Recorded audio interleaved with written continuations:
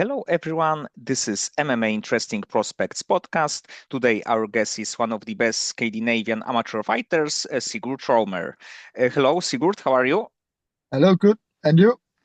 I'm good. And a few weeks ago, you won your eighth amateur bout. It was another submission win for you. So, if you can tell me how happy are you that you end this year with the very good victory?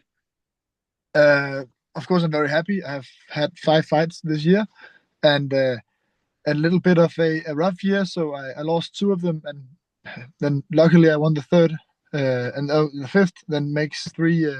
That makes three victories and two defeats. So I'm very happy to end the year in a good way. And because you lost two previous fights, and there is like a very important point to get a win after losses. And in your head, how do you feel after these two losses? Did you treat is just as the part of the game, so you will win quite soon, or you were like a little bit afraid that maybe next fight can be tough? Uh, Now, I think I view my amateur career as a way of getting experience. So I don't think too much about my record. Of course, it's tough losing. The losses, the first one where I had a very good fight until the last 40 seconds of the third round.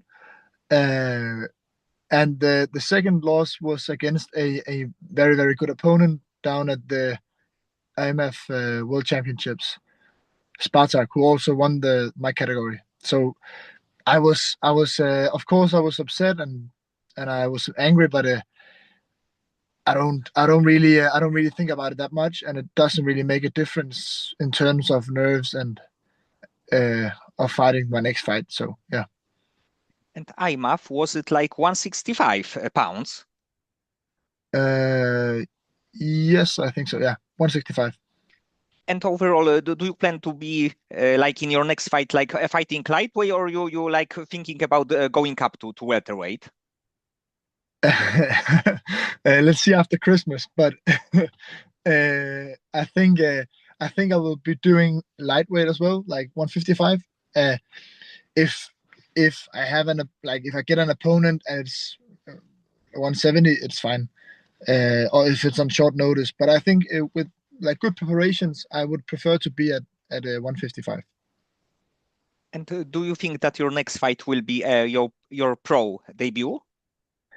Um, let's see. Hopefully, I get to go to the IMMAF Europeans in Serbia, so that will be amateur as well. And but I'll definitely go pro during 2026. So if it's my next fight or it's the fight after that, let's see. But yeah, And IMAF, is it like February or March or later on? oh, I don't remember the exact date, but I think it's on February. Yeah, And I think that in the end you have this kind of experience that you definitely could go pro because it's like 11 fights right now, and when you get some more fights, it will be like 13 or 14. So definitely, I think that because of your experience, you will be ready to take like anyone in your pro debut. yeah, I guess so. I hope so. And when I watched one of your fights, you won by rear naked choke, but I believe that you lost a glove. Yeah, that was. I think that was the first fight of this year against a Irish fighter, uh, and it was the first fight of a tournament I was participating in. And then when I first locked down the choke, he took my glove, and I don't know why, but when he tried to pull off my hand to escape the submission, he tore off the glove. And then I thought I have to get him now, or they will reset the fight, give me on my gloves and stuff. So I just continue with the choke, and I submit him there. So yeah, Yes, that was yes, weird. yes, but it definitely good that you won at that point because if not, there can be like a little bit break, and this kind of things can change a momentum Yeah, of the fight. yeah, it definitely can. And Yeah, he was also winning the second round pretty well, and he got me good. So I was very eager to finish him. So yeah, that was nice. and if you can tell me. more about your beginnings in the MMA. Like, was it like MMA the first combat sport that you ever trained, or do you have maybe some other maybe traditional combat sport background? Uh, yeah, I I first started training BJJ when I was a kid, and then my BJJ club and a MMA club, they got merged together, and then I got like normally like very naturally introduced to MMA, and then I started doing that, but Brazilian Jiu-Jitsu and then just MMA. Yeah. And that like because of your like BJJ background, how do you feel at first with your striking? Was it a little bit like hard to learn, let's say? Yeah, it was. And of course, I'm still most comfortable on the ground, but I think my stand-up is getting better.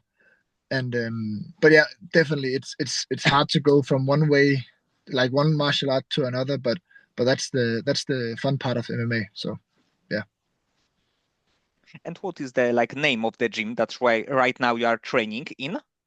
the gym, it's called Great Danes Fight Club in a small town in Denmark called Odense. Yeah.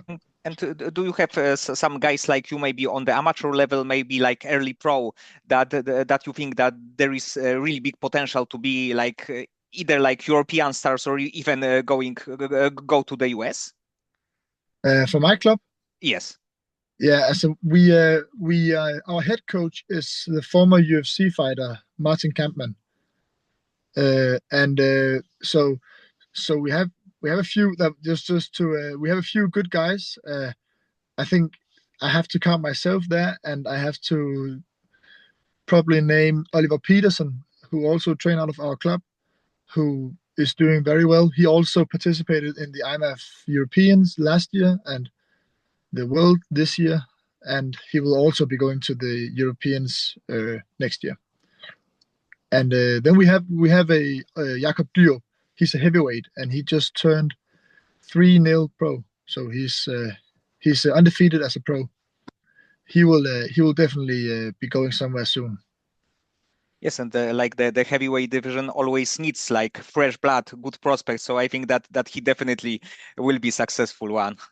Yeah, I think so too. He's also been going to England to train with some of the very good heavyweights over there. So I think he'll be, yeah. And how great is to train like under the legend of the sport, like Martin Kampmann, who fought like against who is who in welterweight division. Yeah, he's it's and actually I when I started training MMA, I hadn't really watched a lot of MMA and UFC, so I didn't really know who he was. But as I got more into it myself, I began to watch a lot, and it's nice. It's he just knows a lot. He's like a the internet. So you ask him something and he knows it. He's like ChatGPT for MMA. He's it's incredible. And also when we go around the world, he always know somebody, and we always get treated well. So that's nice. Yes, I think that he can be a little bit from the, especially now, from nowadays perspective, a little bit forgotten man. But the way that he like won a lot of fights on the highest level, like I guess even like Carlos Condit is kind of crazy. Yeah.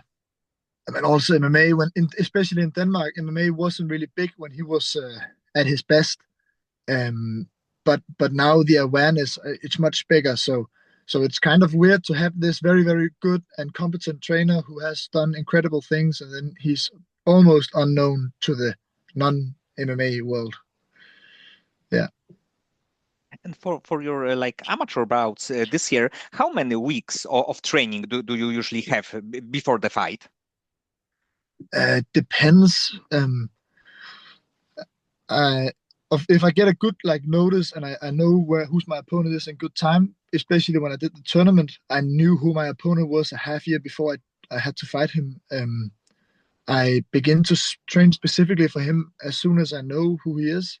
But the fight camp starts roughly 7 weeks out, I think. But of course, I train 2 times a day every day, anyways. So, but we ramp up the intensity 7 weeks out. And overall, do you like the like tournament structure in the MMA? It's especially in the UFC, it's not existed, not existing. It's more of the other promotion. But do you like this kind of like, let's say, 8-man tournament? Mm, yes, yes and no. It depends a little. If people don't get injured and everybody fights, it's fine because then you know who you're fighting way ahead of time. That's nice. But I really don't care. I think it's nice because you can earn some money as an amateur, but uh, I really don't think it matters too much to me. I think the IMMAF is a little bit different because you have fights every day. And the tournament I was in, you had like a fight, then it took a month before the next fight, and then maybe 3-5 months before the third fight. But where in the IMAF, I think it's nice because you get a lot of fights quickly and a lot of experience against very good guys, but it's not healthy on the long run. Like I wouldn't be doing it a lot. I think it's nice to do maybe a few times, but that's it. Yes, but I think that one of advantages of tournament is like no politics. There is like a pure structure who you will fight. Of course, if not an injury will happen, but in the end you can predict who you will face. Yeah, that's nice. Yeah, of course. So you don't have to go around worrying about people not want to fight or now they want to do something else. They want maybe to fight later in the year. And so yeah, you get rid of a lot of the politics, but yeah, but yeah, otherwise it's the same for me, I think. And right now, are you a fan of UFC? Like especially let's say like the big cards, the like pay-per-views? Yeah, I try to watch them as much as I can, but uh they're usually very late in the evening, so or maybe in the morning. But yeah, but I try to watch them. I try to keep up, especially in my weight classes, and just to see what's happening and who's dominating and stuff. But yeah, I do. And do you have right now the fighters who, let's say, impressed you in last year that you think that they made huge progress in their career? I think now he just lost, but I think my rap he did very well. Uh, and then you can also say Peter Yan because he uh, he cracked the code of Marab. That was it was incredible. It was a very nice fight, and but also there's so many people. Ilya Topuria, Islam, all the greats. They're doing pretty well. But I think I have to say Marab because he really he really did a lot of the good fights and he showed yeah just his skill set. So Yes, probably it was just too many fights in one year because 4 fights which are scheduled for 25 minutes, it's something crazy to do. But in the end, yeah, he maybe he tried to make history. yeah, yeah. But I think he's still a good fighter, and I think but Peter Yan he beat him fair and square, and I think he's the right champ to for the division. So. And outside of world of MMA, do you have maybe some other things like hobbies or passions that are not connected with MMA, not related, but you really like to spend the time on them? Yeah, that's I like to go fishing and hunting with my dad, and that's yeah. So and just spend time with all the guys from the gym. We spend a lot of time outside the gym, but and a lot of them actually fish. So sometimes we do that together as well. So So the things like outdoor, right? yeah, This kind of things is probably good for your head, just not to spend time on doing some I don't know some other things, but just go outside, just have a fresh air and good company. yeah, that's nice. I like it a lot. It helps calm down when you have a lot of fights, and especially in fight camp. Just it's nice to get some of those mental breaks. Okay, so many thanks for the time and for conversation. I hope that you will fight again as the amateur. Maybe you will take gold in the championship, and then you will go pro also next year. Yeah, I hope so as well.